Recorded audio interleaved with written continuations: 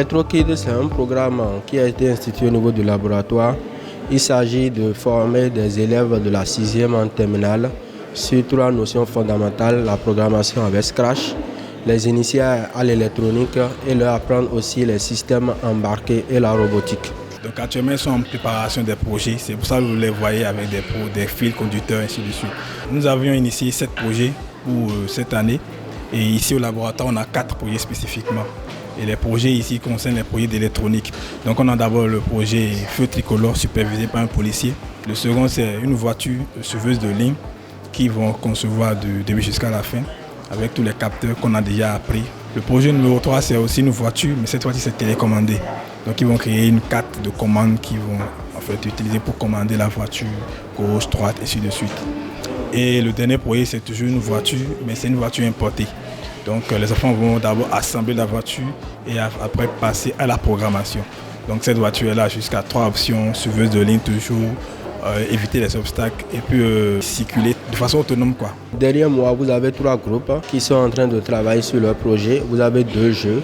Un jeu de ping-pong réalisé avec Scratch, un deuxième jeu de Tetris avec le microcontrôleur Microbit. Et enfin, vous avez la réalisation d'une manette qui doit permettre de conduire des drones.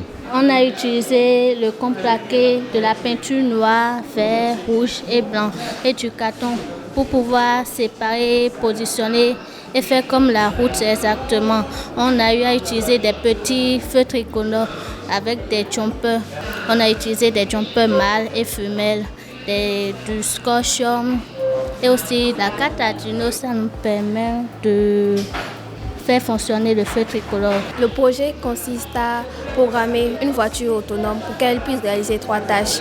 D'abord, éviter des obstacles, suivre une ligne noire et être dirigé à distance par une télécommande. On a d'abord assemblé la voiture. Après l'assemblage de la voiture, on a créé des programmes sur les ordinateurs. Et puis on a téléversé les programmes, on les a envoyés dans la voiture pour qu'elle puisse réaliser les tâches.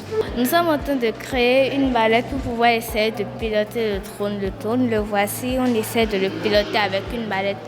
On a notre carte Meki qui est là, qui va nous aider à essayer de contrôler le drone. Généralement, ils sont bien puisque c'est des enfants qui ne connaissent rien de l'électronique. Mais quand ils viennent au laboratoire avec leur soif de comprendre, ils touchent à tout, quoi.